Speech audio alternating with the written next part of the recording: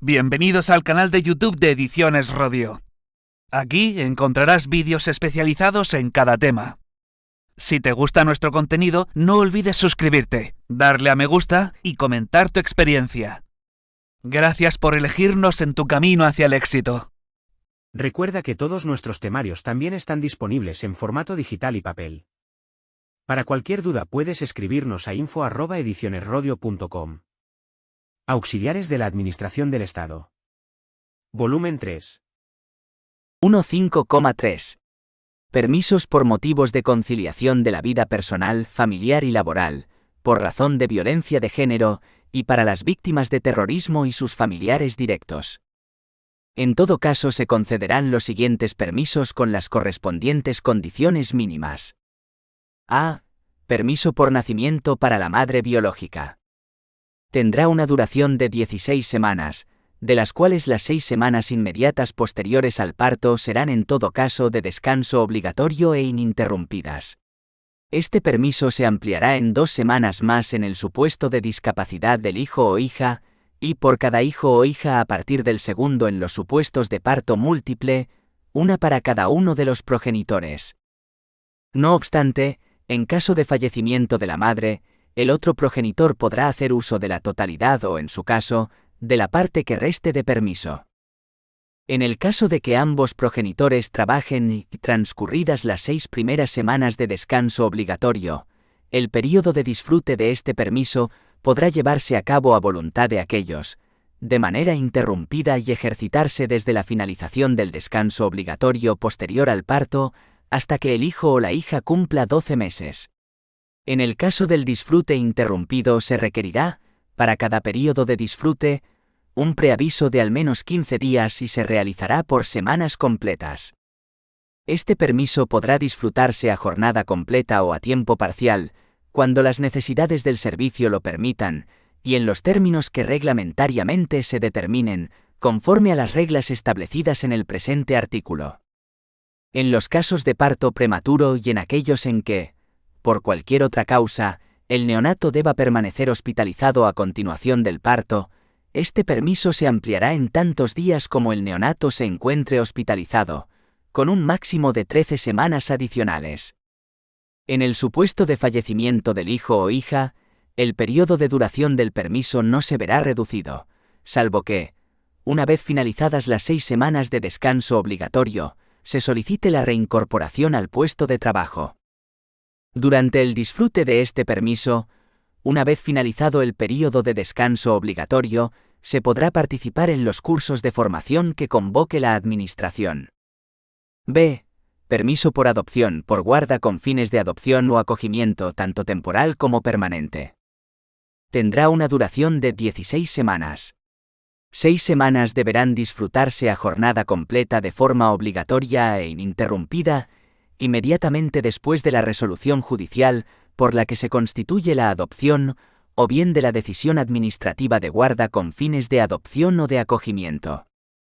En el caso de que ambos progenitores trabajen y transcurridas las 6 primeras semanas de descanso obligatorio, el período de disfrute de este permiso podrá llevarse a cabo de manera interrumpida y ejercitarse desde la finalización del descanso obligatorio, posterior al hecho causante, hasta que el hijo o la hija cumpla 12 meses. En el caso del disfrute interrumpido se requerirá, para cada período de disfrute, un preaviso de al menos 15 días y se realizará por semanas completas. Este permiso se ampliará en 2 semanas más en el supuesto de discapacidad del menor adoptado o acogido, y por cada hijo o hija, a partir del segundo, en los supuestos de adopción, guarda con fines de adopción o acogimiento múltiple, una para cada uno de los progenitores. El cómputo del plazo se contará a elección del progenitor, a partir de la decisión administrativa de guarda con fines de adopción o acogimiento, o a partir de la resolución judicial por la que se constituya la adopción sin que en ningún caso un mismo menor pueda dar derecho a varios periodos de disfrute de este permiso. Este permiso podrá disfrutarse a jornada completa o a tiempo parcial, cuando las necesidades de servicio lo permitan, y en los términos que reglamentariamente se determine, conforme a las reglas establecidas en el presente artículo.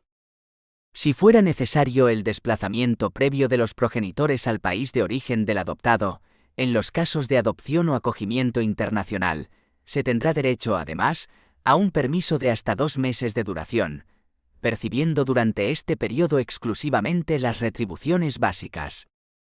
Con independencia del permiso de hasta 2 meses previsto en el párrafo anterior, y para el supuesto contemplado en dicho párrafo, el permiso por adopción, guarda con fines de adopción o acogimiento, tanto temporal como permanente, podrá iniciarse hasta 4 semanas antes de la resolución judicial por la que se constituya la adopción o la decisión administrativa o judicial de acogimiento.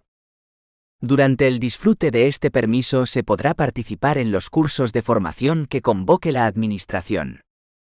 Los supuestos de adopción, guarda con fines de adopción o acogimiento, tanto temporal como permanente, previstos en este artículo serán los que así se establezcan en el Código Civil o en las leyes civiles de las comunidades autónomas que los regulen, debiendo tener el acogimiento temporal una duración no inferior a 1 año. C.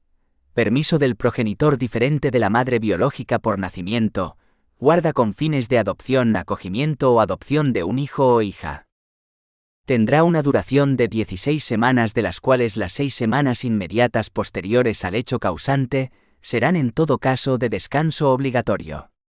Este permiso se ampliará en 2 semanas más, una para cada uno de los progenitores en el supuesto de discapacidad del hijo o hija, y por cada hijo o hija a partir del segundo en los supuestos de nacimiento, adopción, guarda con fines de adopción o acogimiento múltiples, a disfrutar a partir de la fecha del nacimiento, de la decisión administrativa de guarda con fines de adopción o acogimiento, o de la resolución judicial por la que se constituya la adopción. Este permiso podrá distribuirse por el progenitor que vaya a disfrutar del mismo siempre que las 6 primeras semanas sean ininterrumpidas e inmediatamente posteriores a la fecha del nacimiento, de la decisión judicial de guarda con fines de adopción o acogimiento, o decisión judicial por la que se constituya la adopción. En el caso de que ambos progenitores trabajen y transcurridas las 6 primeras semanas, el período de disfrute de este permiso podrá llevarse a cabo de manera interrumpida y ejercitarse desde la finalización del descanso obligatorio posterior al parto hasta que el hijo o la hija cumpla 12 meses. En el caso del disfrute interrumpido se requerirá, para cada período de disfrute, un preaviso de al menos 15 días y se realizará por semanas completas. En el caso de que se optara por el disfrute del presente permiso con posterioridad a la semana 16 del permiso por nacimiento, si el progenitor que disfruta de este último permiso hubiere solicitado la acumulación del tiempo de lactancia de un hijo menor de 12 meses en jornadas completas del apartado F del artículo 48, será a la finalización de ese período cuando se dará inicio al cómputo de las 10 semanas restantes del permiso del progenitor diferente de la madre biológica. Este permiso podrá disfrutarse a jornada completa o a tiempo parcial, cuando las necesidades del servicio lo permitan, y en los términos que reglamentariamente se determinen, conforme a las reglas establecidas en el presente artículo. En los casos de parto prematuro y en aquellos en que, por cualquier otra causa, el neonato deba permanecer hospitalizado a continuación del parto, este permiso se ampliará en tantos días como el neonato se encuentre hospitalizado, con un máximo de 13 semanas adicionales. En el supuesto de fallecimiento del hijo o hija, el periodo de duración del permiso no se verá reducido, salvo que, una vez finalizadas las 6 semanas de descanso obligatorio, se solicite la reincorporación al puesto de trabajo. Durante el disfrute de este permiso, transcurridas las 6 primeras semanas ininterrumpidas e inmediatamente posteriores a la fecha del nacimiento, se podrá participar en los cursos de formación que convoque la Administración. En los casos previstos en los apartados A, B y C, el tiempo transcurrido durante el disfrute de estos permisos se computará como de servicio efectivo a todos los efectos, garantizándose la plenitud de derechos económicos de la funcionaria y, en su caso, del otro progenitor funcionario durante todo el periodo de duración del permiso y, en su caso, durante los periodos posteriores al disfrute de este, si de acuerdo con la normativa aplicable, el derecho a percibir algún concepto retributivo se determina en función del periodo de disfrute del permiso. Los funcionarios que hayan hecho uso del permiso por nacimiento, adopción, guarda con fines de adopción o acogimiento, tanto temporal como permanente, tendrán derecho, una vez finalizado el periodo de permiso, a reintegrarse a su puesto de trabajo en términos y condiciones que no les resulten menos favorables al disfrute del permiso, así como a beneficiarse de cualquier mejora en las condiciones de trabajo a las que hubieran podido tener derecho durante su ausencia. D. Permiso por razón de violencia de género sobre la mujer funcionaria. Las faltas de asistencia de las funcionarias víctimas de violencia de género, totales o parciales, tendrán la consideración de justificadas por el tiempo y en las condiciones en que así lo determinen los servicios sociales de atención o de salud, según proceda. Asimismo, las funcionarias víctimas de violencia sobre la mujer, para hacer efectiva su protección o su derecho de asistencia social integral, tendrán derecho a la reducción de la jornada con disminución proporcional de la retribución o la reordenación del tiempo de trabajo a través de la adaptación del horario, de la aplicación del horario flexible o de otras formas de ordenación del tiempo de trabajo que sean aplicables, en los términos que para estos supuestos establezca el plan de igualdad de aplicación o, en su defecto, la administración pública competente en cada caso. En el supuesto enunciado en el párrafo anterior, la funcionaria pública mantendrá sus retribuciones íntegras cuando reduzca su jornada en 1/3 o menos. E.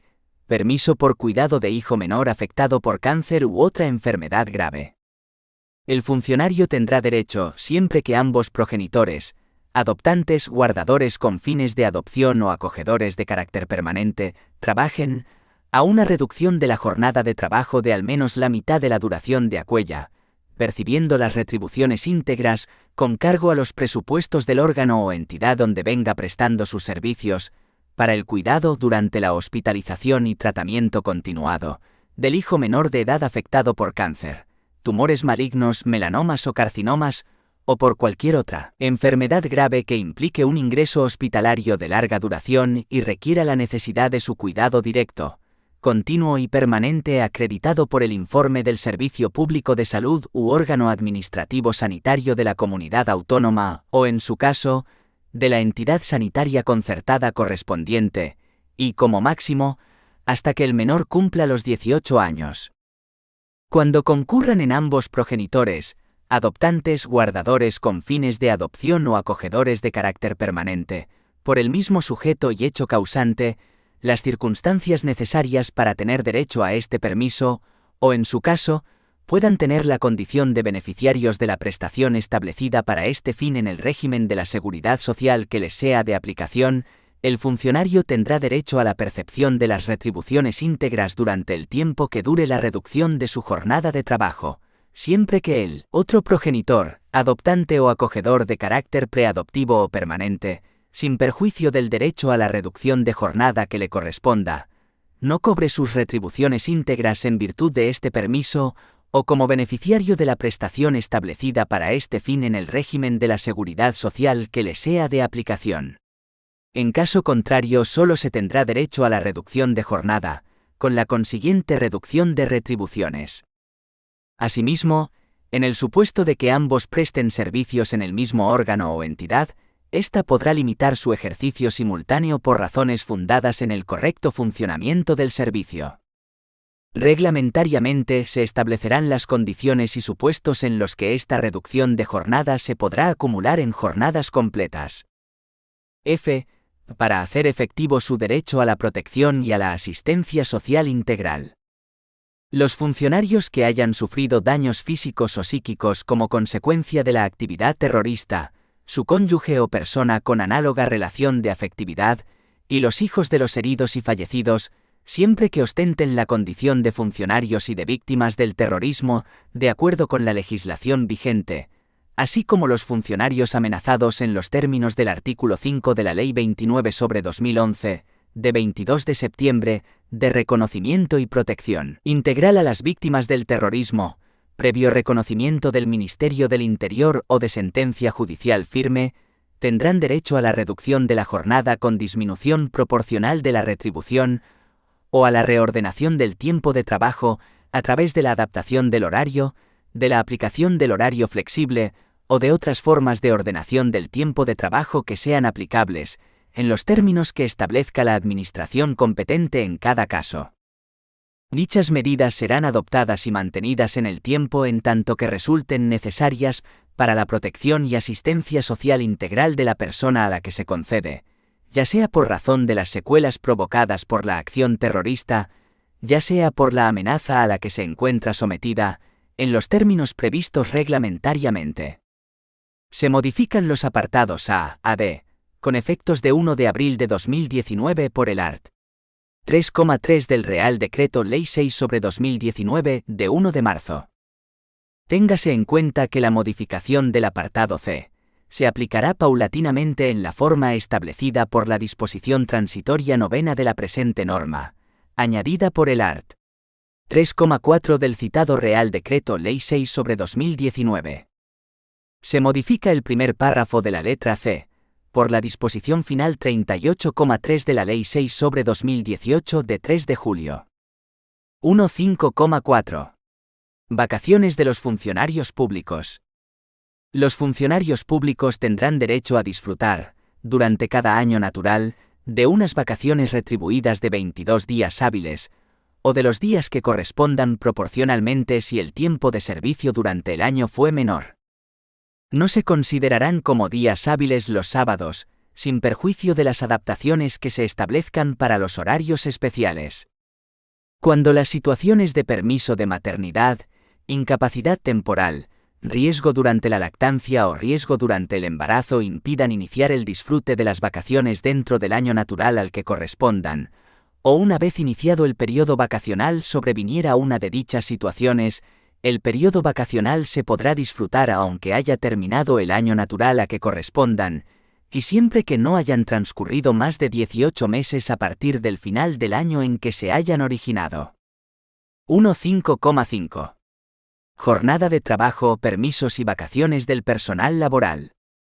Para el régimen de jornada de trabajo, permisos y vacaciones del personal laboral, se estará a lo establecido en este capítulo y en la legislación laboral correspondiente.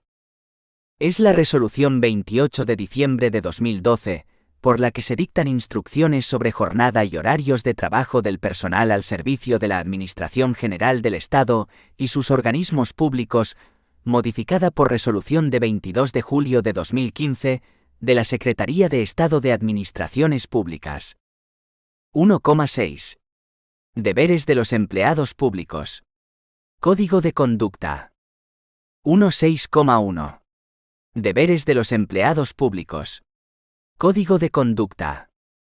Los empleados públicos deberán desempeñar con diligencia las tareas que tengan asignadas y velar por los intereses generales con sujeción y observancia de la Constitución y del resto del ordenamiento jurídico, y deberán actuar con arreglo a los siguientes principios: objetividad, integridad, neutralidad, responsabilidad, imparcialidad, confidencialidad, dedicación al servicio público, transparencia, ejemplaridad, austeridad, accesibilidad, eficacia, honradez, promoción del entorno cultural y medioambiental, y respeto a la igualdad entre mujeres y hombres, que inspiran el Código de Conducta de los Empleados Públicos, configurado por los principios éticos y de conducta que veremos a continuación. Los principios y reglas que veremos posteriormente informarán la interpretación y aplicación del régimen disciplinario de los empleados públicos. 1.6,2. Principios éticos. Los empleados públicos respetarán la Constitución y el resto de normas que integran el ordenamiento jurídico. Su actuación perseguirá la satisfacción de los intereses generales de los ciudadanos y se fundamentará en consideraciones objetivas orientadas hacia la imparcialidad y el interés común, al margen de cualquier otro factor que exprese posiciones personales, familiares, corporativas, clientelares o cualesquiera otras que puedan colisionar con este principio. Ajustarán su actuación a los principios de lealtad y buena fe con la administración en la que presten sus servicios, y con sus superiores, compañeros subordinados y con los ciudadanos. Su conducta se basará en el respeto de los derechos fundamentales y libertades públicas, evitando toda actuación que pueda producir discriminación alguna por razón de nacimiento, origen racial o étnico, género, sexo, orientación sexual, religión o convicciones, opinión, discapacidad, edad o cualquier otra condición o circunstancia personal o social. Se abstendrán en aquellos asuntos en los que tengan un interés personal, así como de toda actividad privada o interés que pueda suponer un riesgo de plantear conflictos de intereses con su puesto público. No contraerán obligaciones económicas, ni intervendrán en operaciones financieras, obligaciones patrimoniales o negocios jurídicos con personas o entidades cuando pueda suponer un conflicto de intereses con las obligaciones de su puesto público. No aceptarán ningún trato de favor o situación que implique privilegio o ventaja injustificada, por parte de personas físicas o entidades privadas. Actuarán de acuerdo con los principios de eficacia, economía y eficiencia, y vigilarán la consecución del interés general y el cumplimiento de los objetivos de la organización. No influirán en la agilización o resolución de trámite o procedimiento administrativo sin justa causa, y, en ningún caso, cuando ello comporte un privilegio en beneficio de los titulares de los cargos públicos o su entorno familiar y social inmediato, o cuando suponga un menoscabo de los intereses de terceros. Cumplirán con diligencia las tareas que les correspondan o se les encomienden y, en su caso, resolverán dentro de plazo los procedimientos o expedientes de su competencia. Ejercerán sus atribuciones según el principio de dedicación al servicio público, absteniéndose no solo de conductas contrarias al mismo, sino también de cualesquiera otras que comprometan la neutralidad en el ejercicio de los servicios públicos. Guardarán secreto de las materias clasificadas u otras cuya difusión esté prohibida legalmente, y mantendrán la debida discreción sobre aquellos asuntos que conozcan por razón de su cargo, sin que puedan hacer uso de la información obtenida para beneficio propio o de terceros, o en perjuicio del interés público. 1.6.3. Principios de conducta. Tratarán con atención y respeto a los ciudadanos, a sus superiores y a los restantes empleados públicos. El desempeño de las tareas correspondientes a su puesto de trabajo se realizará de forma diligente y cumpliendo la jornada y el horario establecidos. Obedecerán las instrucciones y órdenes profesionales de los superiores, salvo que constituyan una infracción manifiesta del ordenamiento jurídico, en cuyo caso, las pondrán inmediatamente en conocimiento de los órganos de inspección procedentes. Informarán a los ciudadanos sobre aquellas materias o asuntos que tengan derecho a conocer, y facilitarán el ejercicio de sus derechos y el cumplimiento de sus obligaciones. Administrarán los recursos y bienes públicos con austeridad, y no utilizarán los mismos en provecho propio o de personas allegadas. Tendrán asimismo el deber de velar por su conservación. Se rechazará cualquier regalo, favor o servicio en condiciones ventajosas que vayan más allá de los usos habituales, sociales y de cortesía, sin perjuicio de lo establecido en el Código Penal. Garantizarán la constancia y permanencia de los documentos para su transmisión y entrega a sus posteriores responsables. Mantendrán actualizada su formación y cualificación. Observarán las normas sobre seguridad y salud laboral. Pondrán en conocimiento de sus superiores o de los órganos competentes las propuestas que consideren adecuadas para mejorar el desarrollo de las funciones de la unidad en la que estén destinados. A estos efectos, se podrá prever la creación de la instancia adecuada competente para centralizar la recepción de las propuestas de los empleados públicos o administrados que sirvan para mejorar la eficacia en el servicio. Garantizarán la atención al ciudadano en la lengua que lo solicite, siempre que sea oficial en el territorio. 1.7. Régimen disciplinario. 1.7.1. Responsabilidad disciplinaria. Los funcionarios públicos y el personal laboral quedan sujetos al régimen disciplinario establecido en el título 7 del TR-EBEP y en las normas que las leyes de función pública dicten en desarrollo del estatuto. Los funcionarios públicos o el personal laboral que indujeren a otros a la realización de actos o conductas constitutivos de falta disciplinaria incurrirán en la misma responsabilidad que estos.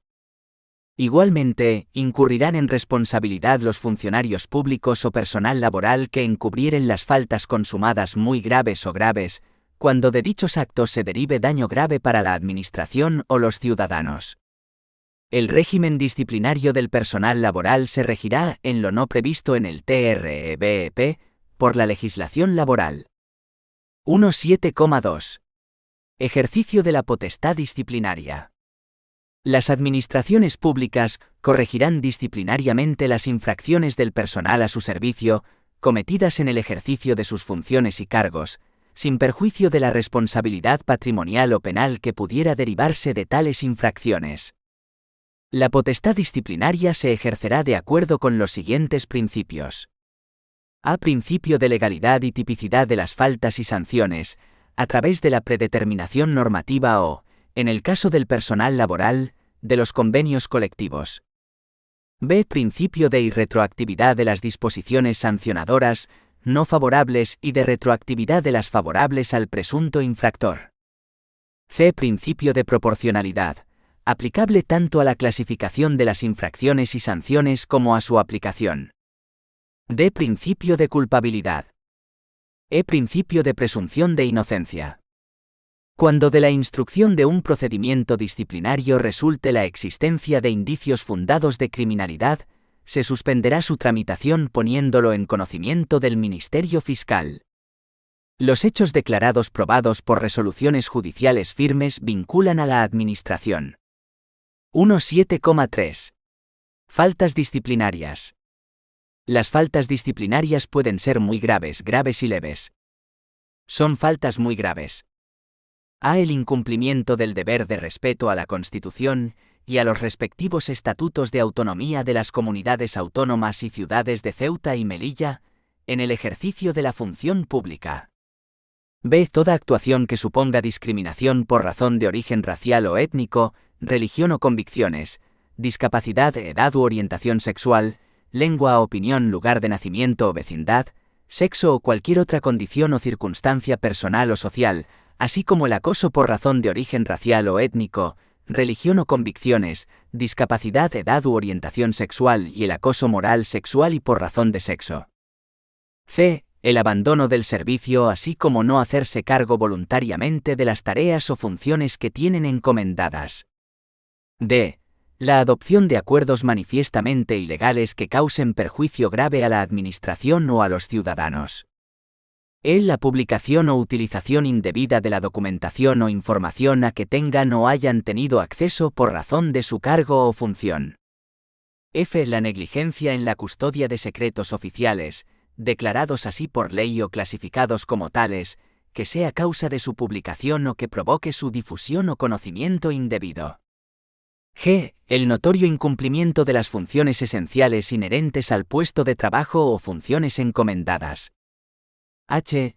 La violación de la imparcialidad, utilizando las facultades atribuidas para influir en procesos electorales de cualquier naturaleza y ámbito. Y la desobediencia abierta a las órdenes o instrucciones de un superior, salvo que constituyan infracción manifiesta del ordenamiento jurídico. J. La prevalencia de la condición de empleado público para obtener un beneficio indebido para sí o para otro. K. La obstaculización al ejercicio de las libertades públicas y derechos sindicales. L. La realización de actos encaminados a coartar el libre ejercicio del derecho de huelga. M. El incumplimiento de la obligación de atender los servicios esenciales en caso de huelga. N. El incumplimiento de las normas sobre incompatibilidades cuando ello dé lugar a una situación de incompatibilidad. O. La incomparecencia injustificada en las comisiones de investigación de las Cortes Generales y de las Asambleas Legislativas de las comunidades autónomas. P. El acoso laboral. Q. También serán faltas muy graves las que queden tipificadas como tales en ley de las Cortes Generales o de la Asamblea Legislativa de la correspondiente comunidad autónoma o por los convenios colectivos, en el caso de personal laboral. El TREBP no define las faltas graves ni leves. Los artículos 7 y 8 del Real Decreto 33/1986, de 10 de enero, por el que se aprueba el Reglamento de Régimen Disciplinario de los Funcionarios de la Administración del Estado, disponen que son faltas graves. A. La falta de obediencia debida a los superiores y autoridades. B. El abuso de autoridad en el ejercicio del cargo.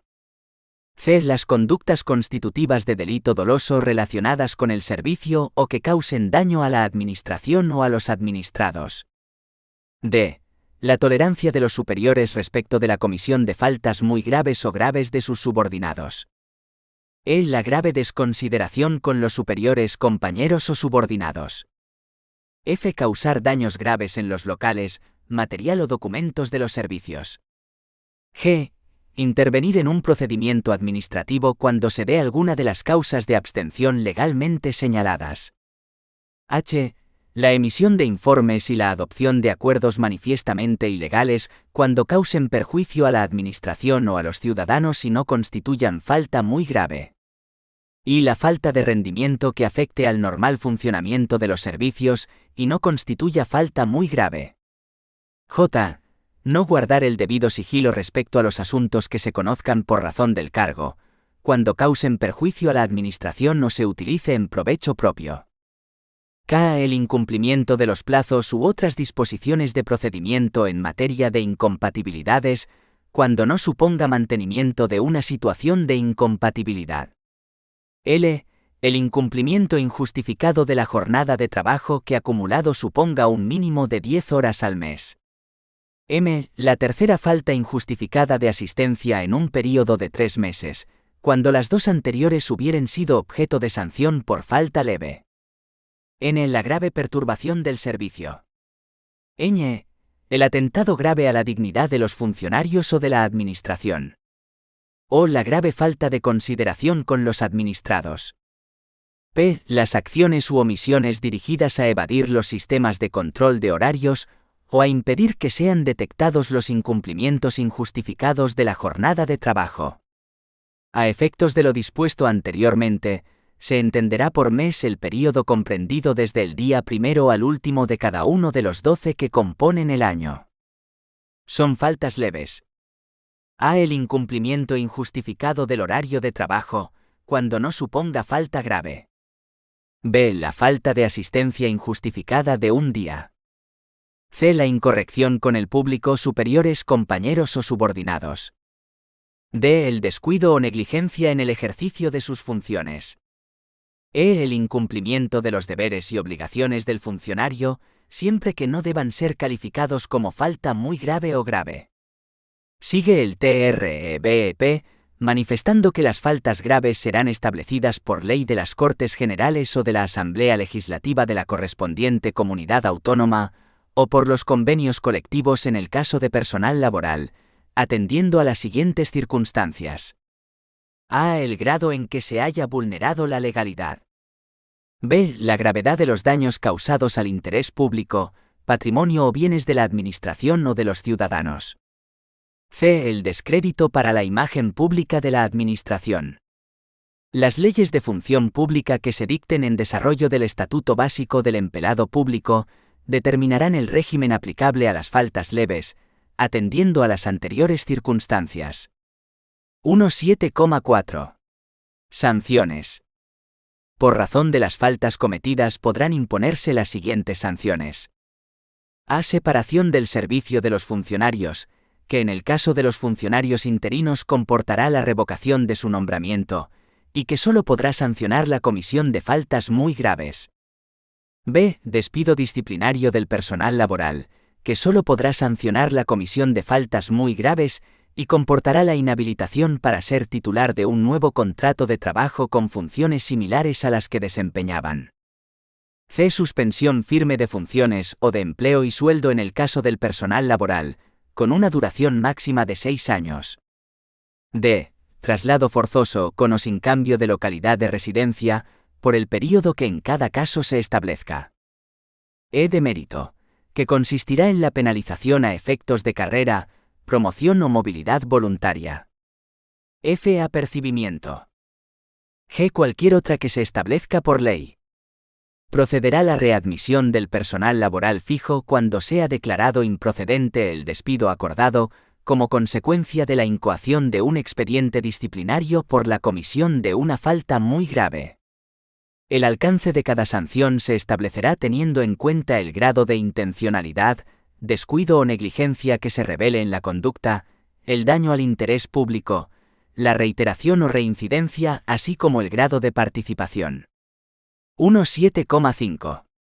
Prescripción de las faltas y sanciones. Las infracciones muy graves prescribirán a los 3 años. Las infracciones graves prescribirán a los 2 años. Las infracciones leves prescribirán a los 6 meses. Las sanciones impuestas por faltas muy graves prescribirán a los 3 años.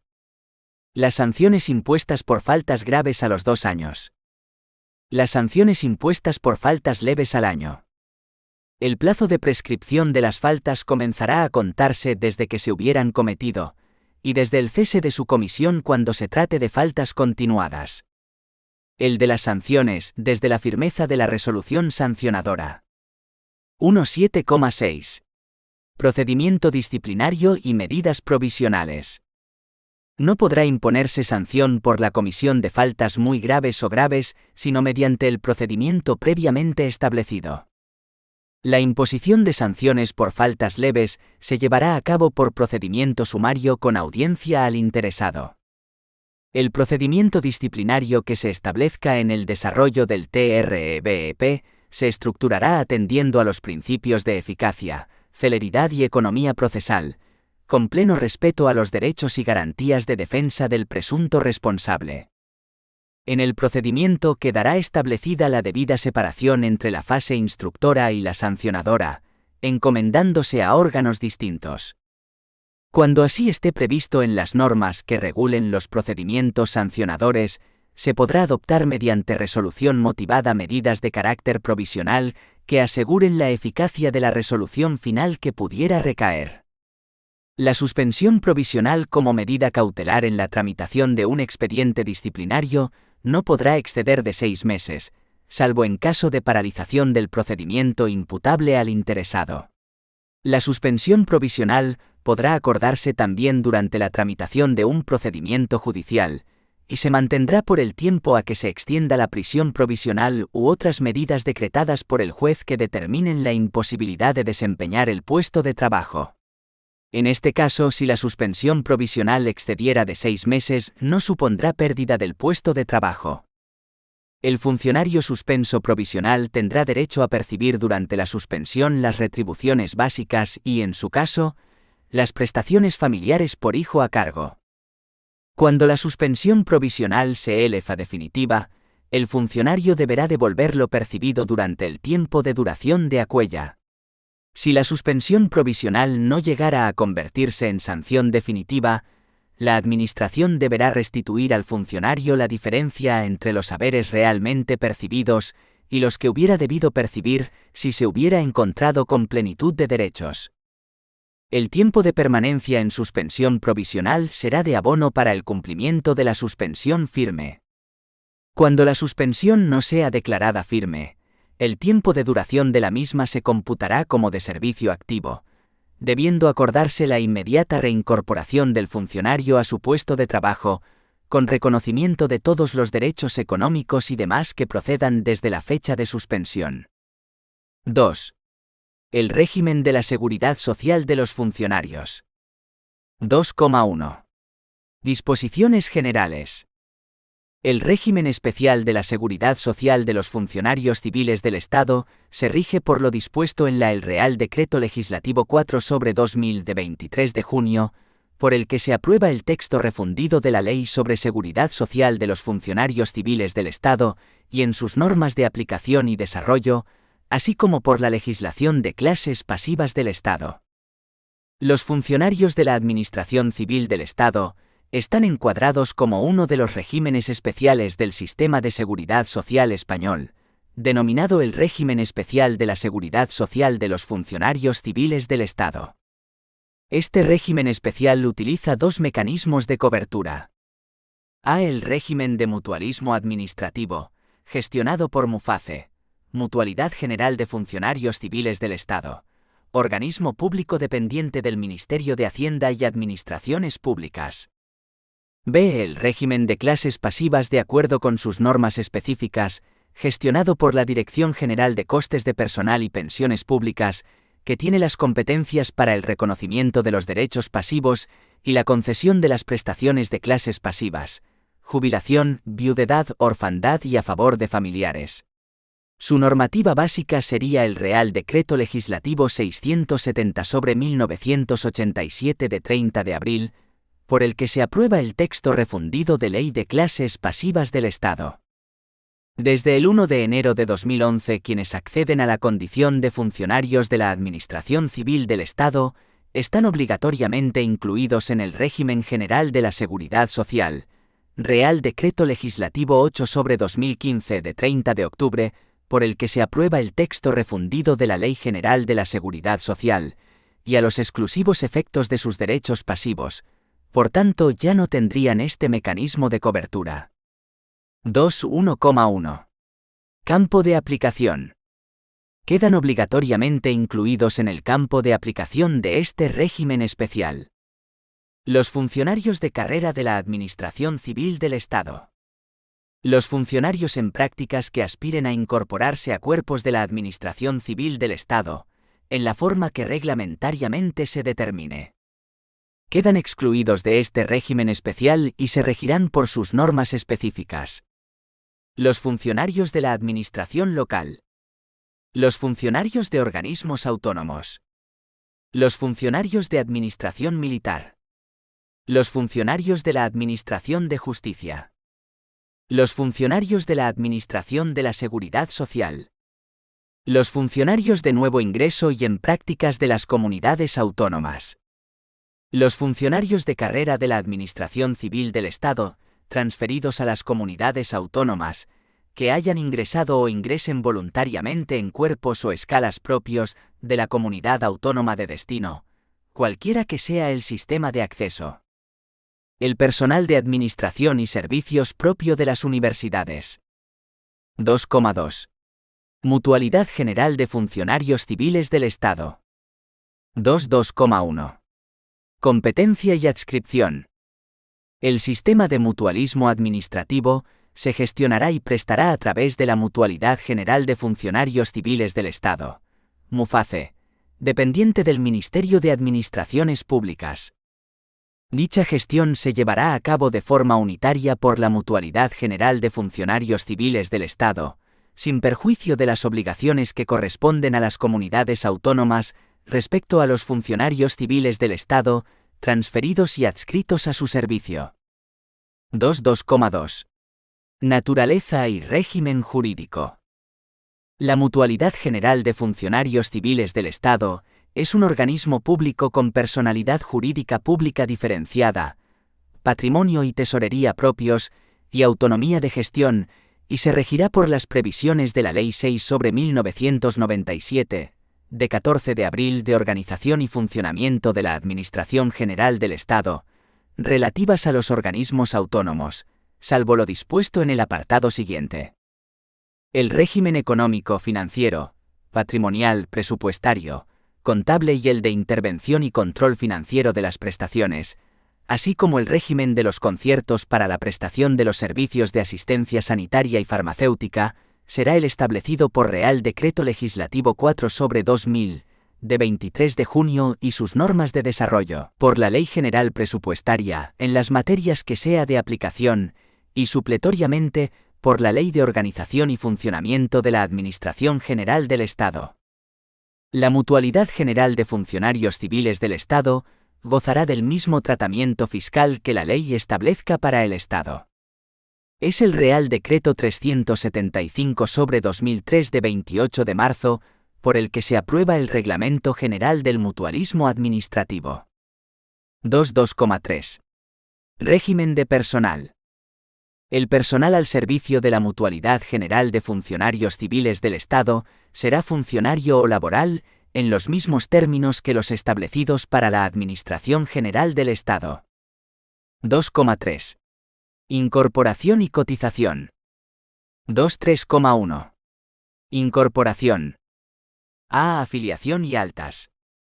Los funcionarios de carrera de la Administración Civil del Estado se incorporarán obligatoriamente, como mutualistas, a la Mutualidad General de Funcionarios Civiles del Estado, en el momento de la toma de posesión de su cargo, cuando adquieran la condición de funcionario, o sean rehabilitados en dicha condición, o reingresen al servicio activo, y conservarán la condición de mutualista, con los mismos derechos y obligaciones que en la situación de servicio activo, cuando pasen a alguna de las siguientes situaciones.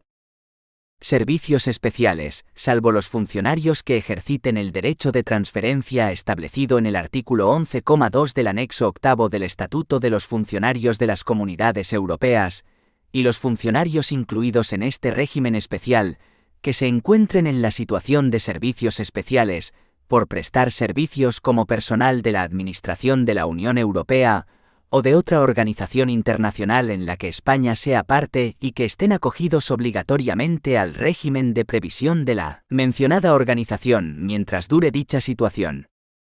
Servicios en comunidades autónomas. Expectativa de destino.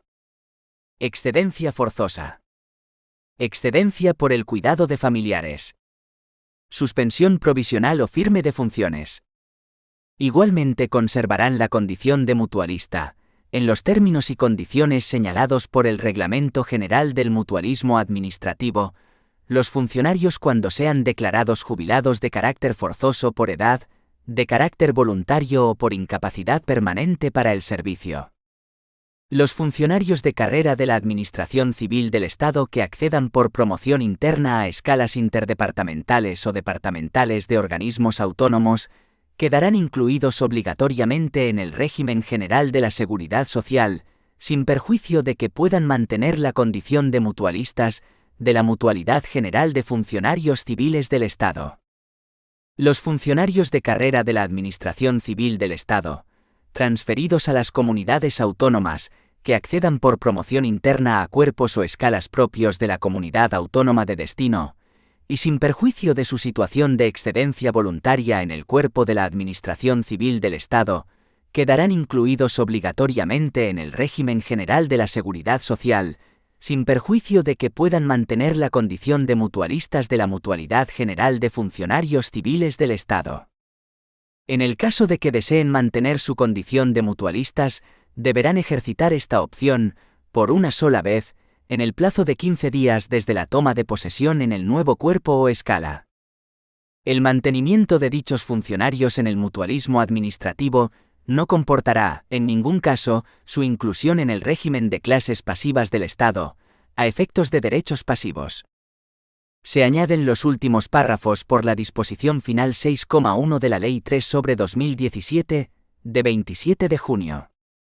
B. Baja, mantenimiento facultativo y suspensión de la situación de alta, art. 8. Causan baja como mutualistas obligatorios. A los funcionarios que pasen a la situación de excedencia voluntaria, en cualquiera de sus modalidades, salvo que ejerciten la opción de mantener la condición de mutualistas, en los supuestos establecidos en el apartado 3 del artículo 7. B. Los funcionarios que pierdan tal condición cualquiera que sea la causa. C. Los funcionarios que ejerciten el derecho de transferencia establecido en el artículo 11,2 del anexo octavo del Estatuto de los Funcionarios de las Comunidades Europeas.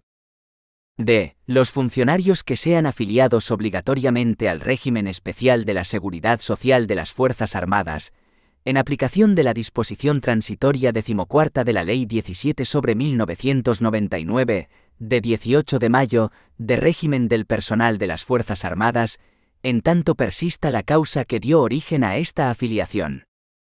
Podrán mantener facultativamente la situación de alta como mutualistas voluntarios, con igualdad de derechos, los funcionarios a que se refieren los párrafos A, B y C, siempre que abonen exclusivamente a su cargo las cuotas correspondientes al funcionario y al Estado. El ejercicio de este derecho de opción se ajustará, en cuanto a la forma, plazos y procedimiento, a las normas que se establezcan reglamentariamente. Podrán optar por suspender el alta en la Mutualidad General de Funcionarios Civiles del Estado, y cesar en sus derechos y obligaciones respecto a la misma, los funcionarios incluidos en este régimen especial, que se encuentren en la situación de servicios especiales, por prestar servicios como personal de la Administración de la Unión Europea, o de otra organización internacional en la que España sea parte, y que estén acogidos obligatoriamente al régimen de previsión de la mencionada organización, mientras dure dicha situación, y siempre que no estén incluidos en el supuesto contemplado en el párrafo C del apartado 1 de este artículo. Los funcionarios que ejerciten el derecho de transferencia establecido en el artículo 11,2 del anexo octavo del Estatuto de los Funcionarios de las Comunidades Europeas. C. Afiliación a más de un régimen de la Seguridad Social. El Reglamento General del Mutualismo Administrativo determinará el régimen aplicable a los funcionarios que pasen de un cuerpo a otro, dentro de la Administración Civil del Estado, así como el de aquellos que ocupen simultáneamente varias plazas por estar legalmente establecida su compatibilidad. Asimismo, se determinarán por vía reglamentaria los supuestos y condiciones para conservar los derechos en curso de adquisición de quienes pasen del régimen del mutualismo administrativo a otros del sistema de la seguridad social, e inversamente, a lo largo de su vida profesional. Cuando una única prestación de servicios sea causa de la inclusión obligatoria de un funcionario público en más de un régimen de la seguridad social, podrá optar, por una sola vez, por pertenecer exclusivamente al régimen especial de la seguridad social de los funcionarios públicos que le corresponda. Si la doble afiliación afecta a dos regímenes especiales de funcionarios, podrá optar también por una sola vez, por pertenecer a uno solo de ellos. 2.3,2. Cotización. A. Régimen de cotización de los mutualistas. La cotización a la Mutualidad General de Funcionarios Civiles del Estado será obligatoria para todos los mutualistas, con excepción de los mutualistas jubilados y de quienes se encuentren en la situación de excedencia voluntaria para atender al cuidado de hijos o familiares. La base de cotización será la que en cada momento se establezca como haber regulador a efectos de cotización de derechos pasivos. El tipo porcentual de cotización será fijado en la Ley de Presupuestos Generales del Estado para cada ejercicio económico. La cuota mensual de cotización se obtendrá dividiendo por 14 la cantidad resultante de aplicar a la base de cotización anual, reducida en su caso, el tipo porcentual establecido, y se abonará doblemente en los meses de junio y diciembre. No obstante, la cotización correspondiente a las pagas extraordinarias se reducirá, cualquiera que sea la fecha de su devengo, en la misma proporción en que se minore dicha paga, como consecuencia de abonarse la misma en cuantía proporcional al tiempo en que se haya permanecido en situación de servicio activo. Las cuotas correspondientes a los períodos de tiempo en que se disfruten licencias sin derecho a retribución no experimentarán reducción en su cuantía. El régimen de cotización de los mutualistas, que mantengan facultativamente su situación de alta, será el dispuesto en el apartado 2 del artículo 8. La obligación de pago de las cotizaciones a la mutualidad prescribirá a los 4 años a contar desde la fecha en que preceptivamente debieron ser ingresadas. La prescripción quedará interrumpida por las causas ordinarias y, en todo caso, por cualquier actuación administrativa realizada con conocimiento formal del obligado al pago de la cotización, conducente a la liquidación o recaudación de la deuda, y especialmente, por el requerimiento al deudor. Los mutualistas obligados a cotizar tendrán derecho a la devolución total o parcial de las cuotas o al exceso de las mismas, ingresadas indebidamente.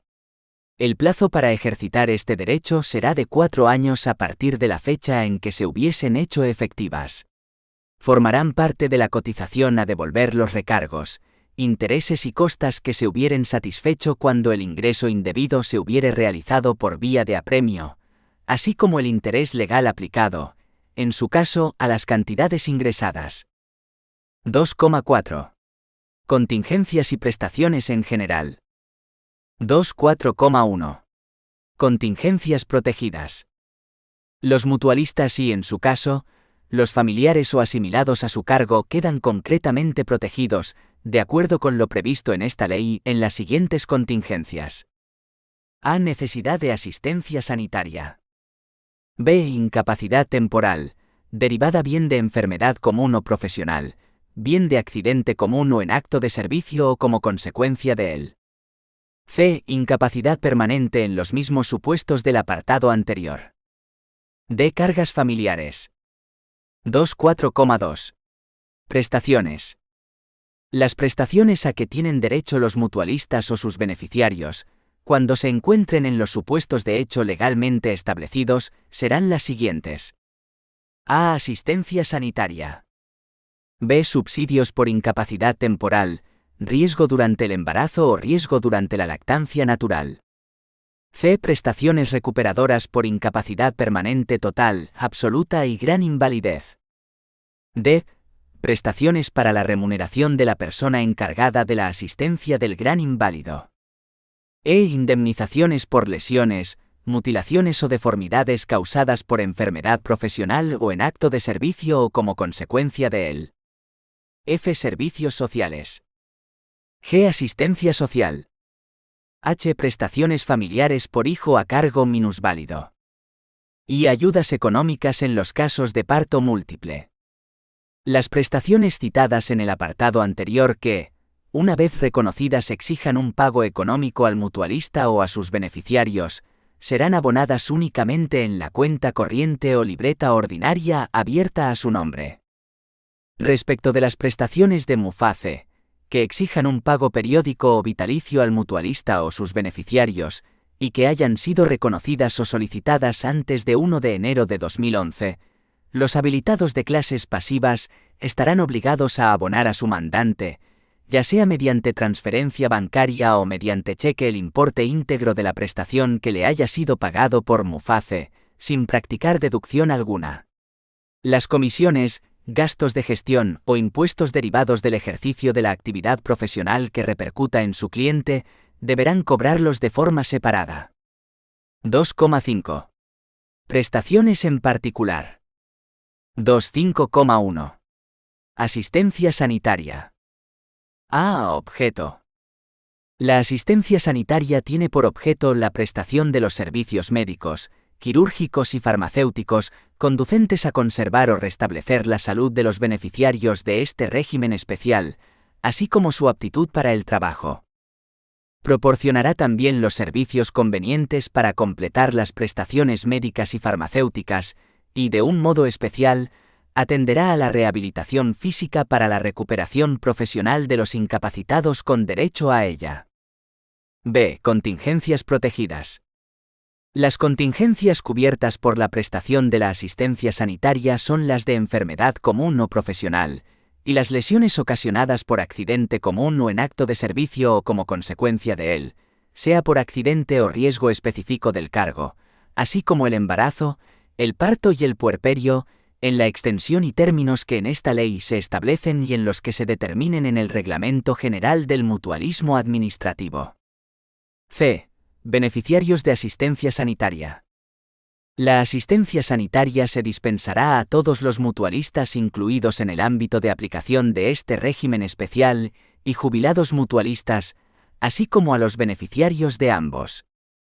Para la determinación de la condición de beneficiario a cargo de un mutualista de este régimen, se estará a lo dispuesto en el Reglamento General del Mutualismo Administrativo que, asimismo, establecerá los supuestos y condiciones en que se dispensará la asistencia sanitaria tanto a los viudos como a los huérfanos de mutualistas activos o jubilados.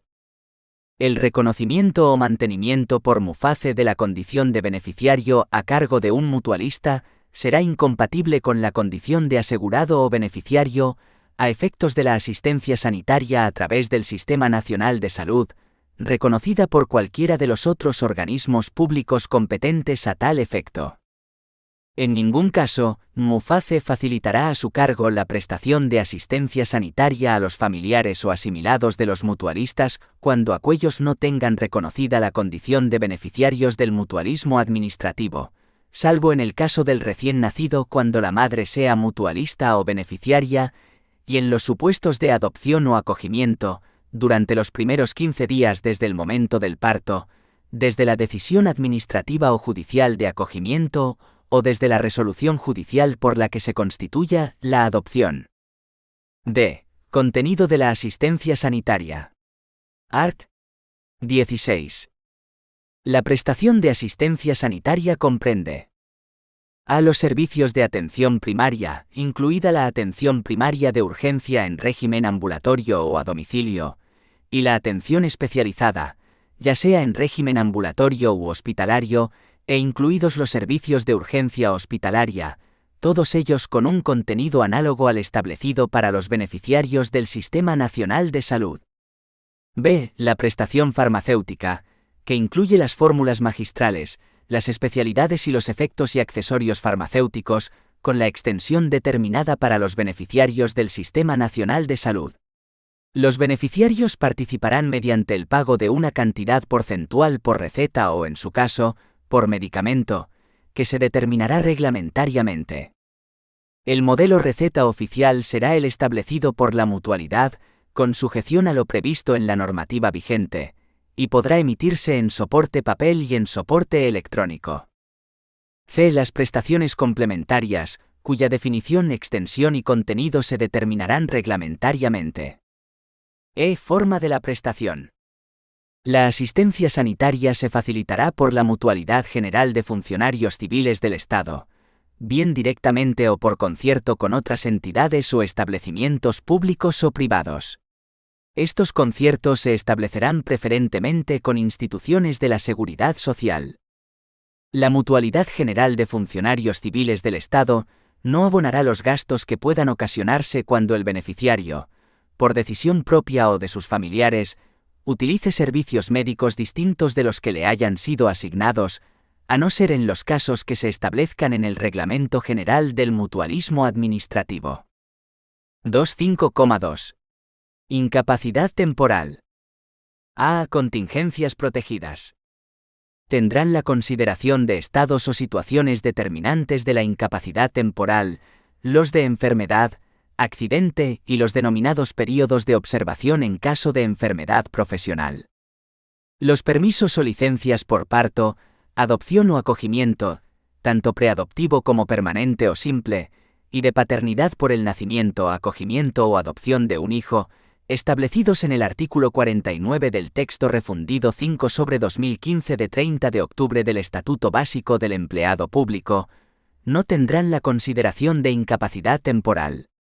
Si al término del permiso por parto continuase la imposibilidad de incorporarse al trabajo, se iniciarán las licencias que dan lugar a la incapacidad temporal. B. Situación de incapacidad temporal. Se encontrarán en situación de incapacidad temporal los funcionarios que acrediten padecer un proceso patológico por enfermedad o lesión por accidente que les impida con carácter temporal el normal desempeño de sus funciones públicas, o que se encuentren en período de observación médica por enfermedad profesional, siempre y cuando reciban la asistencia sanitaria necesaria para su recuperación, facilitada por la Mutualidad General de Funcionarios Civiles del Estado, y hayan obtenido licencia por enfermedad. Reglamentariamente, se determinará la acreditación del proceso patológico o del periodo de observación médica y la improcedencia de instar la iniciación del procedimiento de jubilación por incapacidad permanente para el servicio. La concesión de las licencias y sus posibles prórrogas, a los que tendrán derecho los funcionarios que se encuadren en la situación establecida en el apartado 1, corresponderá a los órganos administrativos con competencia en materias de gestión de personal. Para la concesión y control de estas licencias, los órganos administrativos con competencia en materias de gestión de personal podrán hacer uso del asesoramiento facultativo propio o ajeno que consideren oportuno. Sin perjuicio de lo dispuesto en el apartado anterior, la Mutualidad General de Funcionarios Civiles del Estado podrá ejercer el control y seguimiento de la situación de incapacidad temporal del funcionario desde el inicio de la situación, mediante el reconocimiento a efectuar por las unidades médicas de seguimiento de las que disponga, propias o dependientes de otras entidades gestoras de la Seguridad Social y servicios públicos de salud con los que la mutualidad establezca acuerdos de colaboración. Los reconocimientos médicos mencionados en el apartado anterior serán potestativos, pero sus resultados vincularán para la concesión o denegación de las licencias y sus sucesivas prórrogas. Reglamentariamente se determinarán las situaciones, periodos y formas en los que se llevarán a cabo los seguimientos de los distintos procesos patológicos, salvaguardando, en todo caso, el derecho a la intimidad y la dignidad de la persona, y la autonomía del paciente, así como a la confidencialidad de las informaciones referentes a su estado de salud sanitario, según lo dispuesto en la Ley Orgánica 3/2018 de 5 de diciembre, de protección de datos personales y garantía de los derechos digitales. C. Duración y extinción. La duración y extinción de la situación de incapacidad temporal serán las previstas para el régimen general de la Seguridad Social, con las particularidades que se establecen en los apartados siguientes. La duración de la primera y sucesivas licencias será del tiempo previsiblemente necesario para la curación. Reglamentariamente, se determinarán los plazos para la presentación de los partes o informes médicos que acrediten la necesidad de mantener la licencia. A efectos de cómputo de plazos, se considerará que existe nuevo proceso patológico cuando las enfermedades que padezca el funcionario sean diferentes o no tengan relación directa con las del proceso anterior, y en todo caso, cuando se hayan interrumpido las licencias durante un periodo mínimo de 6 meses. En cualquier momento en que se prevea que la enfermedad o lesión por accidente impedirá definitivamente el desempeño de las funciones públicas, el órgano de jubilación competente iniciará, de oficio o a instancia del interesado, el procedimiento de jubilación por incapacidad permanente para el servicio.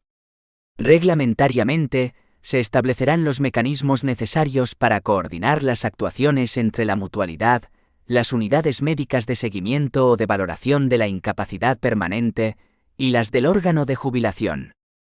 Cuando la situación de incapacidad temporal se extinga por el transcurso del plazo máximo establecido en el régimen general de la Seguridad Social, se procederá al examen de la situación de incapacidad temporal del funcionario en los mismos términos y plazos establecidos en este régimen y por parte del correspondiente equipo o unidad de valoración de incapacidades permanentes, a la que la Mutualidad General de Funcionarios Civiles del Estado haya encomendado esta función o que resulte procedente de acuerdo con el cuerpo o escala del funcionario.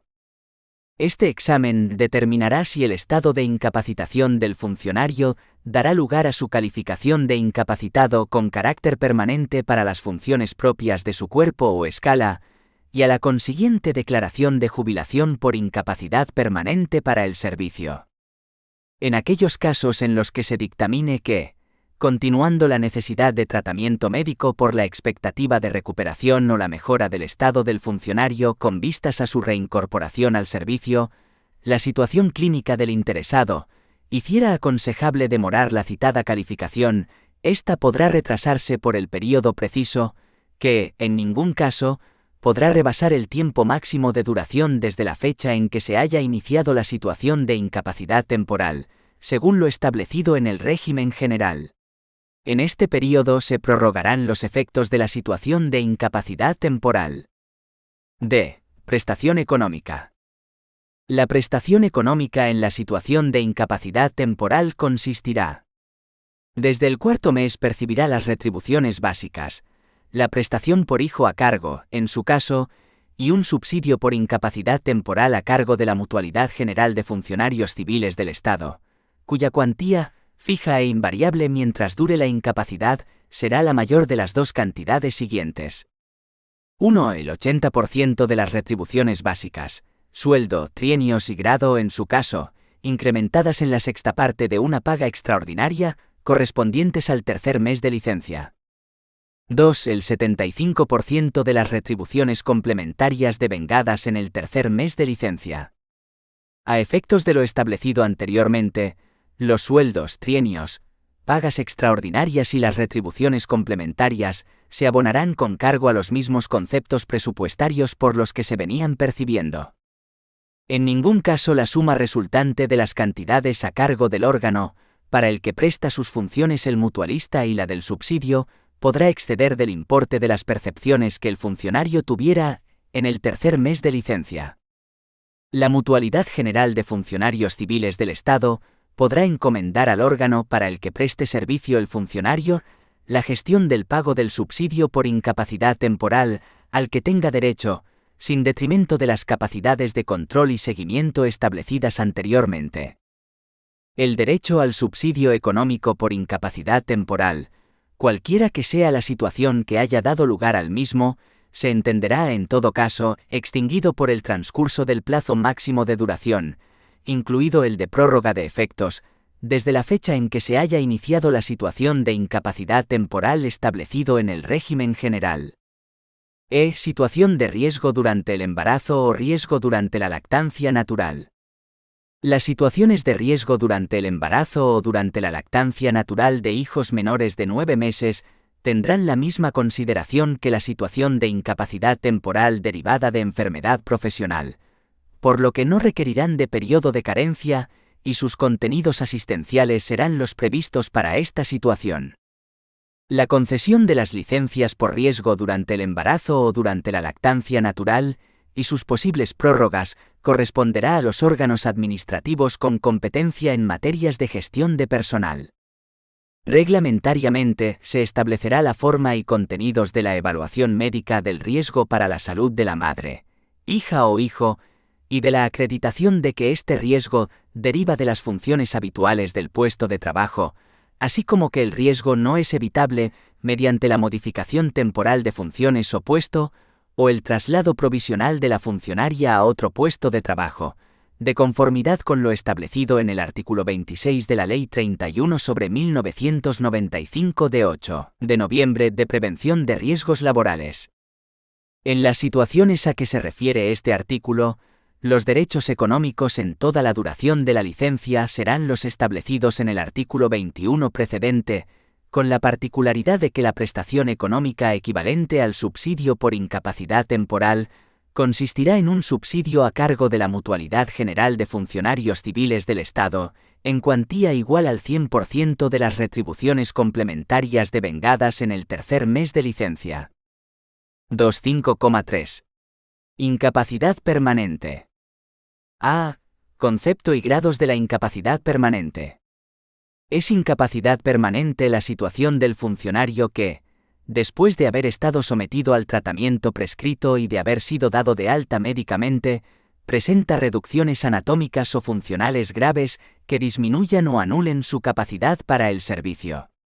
No obstará a tal calificación la posibilidad de recuperación de la capacidad de trabajo del incapacitado, si dicha posibilidad se estima médicamente como incierta o a largo plazo.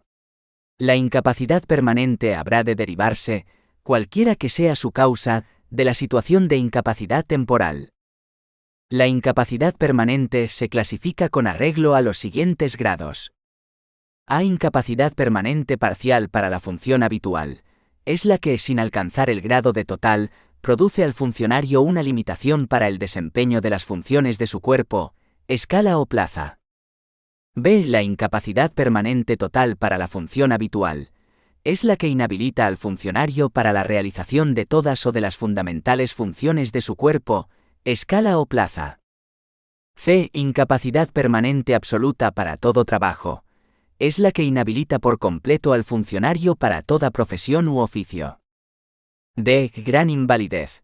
Es la situación del funcionario afecto de incapacidad permanente absoluta que, como consecuencia de pérdidas anatómicas o funcionales, necesita de la asistencia de otra persona para realizar los actos más elementales de la vida, tales como vestirse, desplazarse, comer o análogos. Se entiende por función habitual del funcionario la desempeñada por éste al tiempo de sufrir el accidente común o en acto de servicio o como consecuencia de él, o la que viniera realizando en caso de enfermedad durante el período de tiempo anterior a la incapacidad, que se determina en el Reglamento General del Mutualismo Administrativo. Efectos de la incapacidad permanente parcial.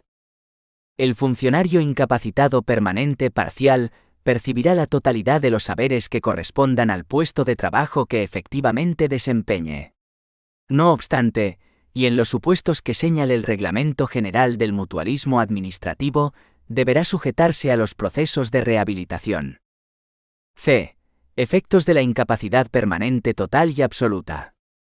La incapacidad permanente total y la incapacidad permanente absoluta darán lugar a la jubilación del funcionario de acuerdo con la legislación en vigor. En el supuesto de que exista posibilidad razonable de recuperación, el funcionario incapacitado tendrá asimismo derecho a recibir prestaciones recuperadoras a cargo de la Mutualidad General de Funcionarios Civiles del Estado. D. Efectos de la gran invalidez. La gran invalidez originará la jubilación del funcionario y dará derecho a una cantidad mensual equivalente al 50% de la pensión de jubilación que le corresponda, con arreglo al régimen de clases pasivas, destinada a remunerar a la persona encargada de su asistencia. E. Revisión de las situaciones de incapacidad permanente. La calificación y, en su caso, la revisión de las situaciones de incapacidad permanente se llevarán a cabo de acuerdo con las normas que regulan el sistema de derechos pasivos y, cuando proceda, con las establecidas en materia de rehabilitación de los funcionarios públicos en el ámbito de la Administración General del Estado, y surtirán efectos respecto de todas las prestaciones que pudieran derivarse de dicha situación. En los supuestos de incapacidad no previstos en el régimen de clases pasivas del Estado, la calificación de aquella corresponderá a los órganos que determine el Reglamento General del Mutualismo Administrativo. F. Lesiones permanentes no invalidantes. Las lesiones, mutilaciones y deformaciones de carácter definitivo causadas por enfermedad profesional o en acto de servicio o como consecuencia de él, sea por accidente o por riesgo específico del cargo, que, sin llegar a constituir incapacidad permanente total o absoluta o gran invalidez, supongan una alteración o disminución de la integridad física del funcionario, darán derecho a la percepción por una sola vez de las cantidades que se establezcan reglamentariamente. 2.5,4. Protección a la familia. Prestaciones económicas. Las prestaciones económicas de protección a la familia serán de pago periódico y de pago único. Las primeras corresponden a las prestaciones familiares por hijo a cargo, y las segundas a ayudas económicas en los casos de parto múltiple y por nacimiento de hijo. Las prestaciones de protección a la familia establecidas en la presente ley son incompatibles con cualesquiera otras análogas fijadas en los restantes regímenes del sistema de la seguridad social. La prestación por hijo a cargo menor de 18 años, no minusválido, se regirá por lo dispuesto en el texto refundido de la Ley General de la Seguridad Social, y la prestación por nacimiento de hijo se regirá por lo dispuesto en el artículo 2 del Real Decreto Ley 1/2000, de 14 de enero. Su gestión corresponde a las unidades y órganos administrativos que tenían encomendada la de las extinguidas prestaciones de ayuda familiar, sin perjuicio de que, cuando el beneficiario tenga la condición de pensionista, la consignación y abono de las prestaciones reconocidas se efectúen por los servicios correspondientes de clases pasivas del Ministerio de Hacienda. Las prestaciones por hijo a cargo con discapacidad, cuya gestión corresponde a la Mutualidad General de Funcionarios Civiles del Estado, se regirán igualmente por lo dispuesto en el capítulo 9 del título 2 del texto refundido de la Ley General de la Seguridad Social. El subsidio especial por maternidad en el supuesto de parto múltiple tendrá el mismo contenido que en el régimen general de la Seguridad Social. La prestación económica de pago único por parto múltiple compatible con el subsidio especial a que se refiere el apartado 5, se regirá por lo dispuesto en el artículo 3 del Real Decreto Ley 1/2000, 14 de enero, con las salvedades propias de este régimen especial. 2.5,5. Servicios sociales y asistencia social. A. Servicios sociales. La acción protectora de este régimen especial podrá incluir los servicios sociales del sistema de la seguridad social, siempre que las contingencias que atiendan no estén cubiertas por otras prestaciones. La incorporación de los servicios sociales a que se refiere el apartado anterior se determinará por orden del Ministro de Administraciones Públicas, previo informe del Ministerio de Trabajo y Asuntos Sociales, en la que se regulará su alcance y régimen financiero. B. Asistencia social. La Mutualidad General de Funcionarios Civiles del Estado dispensará los servicios y auxilios económicos que, en atención a estados y situaciones de necesidad, se consideren precisos. Dichos servicios y auxilios económicos tendrán como límite los créditos que a tal fin se consignen en el presupuesto de gastos de la Mutualidad General de Funcionarios Civiles del Estado, y su concesión no podrá comprometer recursos del ejercicio siguiente a aquel en que la misma tenga lugar. Las ayudas asistenciales comprenderán, entre otras, las que se dispensen por tratamiento o intervenciones especiales, en casos de carácter excepcional, por un determinado facultativo, las determinadas por inexistencia, pérdida o insuficiencia de prestaciones en supuestos concretos, las debidas a gastos de carácter urgente en casos de importancia extraordinaria debidamente justificados, y en general, cualesquiera otras análogas cuya percepción no haya sido regulada en las normas aplicables a este régimen especial. Las prestaciones asistenciales aludidas en el apartado anterior son independientes de las previstas en el apartado 1 del artículo 67 del texto refundido de la Ley de Funcionarios Civiles del Estado. C. Beneficiarios. Podrán acogerse a las prestaciones reguladas en esta sección V, siempre que reúnan las condiciones que en cada supuesto se exigen, todos los mutualistas así como los beneficiarios que se determinen reglamentariamente para cada una de las prestaciones. Resolución y comentarios a preguntas. Aparecidas en pruebas oficiales. De acuerdo con la Ley 30/1984, de 2 de agosto de medidas para la reforma de la función pública, las gratificaciones por servicios extraordinarios. A. No podrán ser más de 2 al año. B. Serán fijas en su cuantía pero no en su devengo. C. No podrán superar la cuantía del complemento de destino. D. En ningún caso serán fijas en su cuantía. Respuesta correcta, D. Justificación. Los servicios extraordinarios prestados fuera de la jornada normal de trabajo, gratificaciones, en ningún caso serán fijas en su cuantía, de acuerdo con la Ley 30/1984.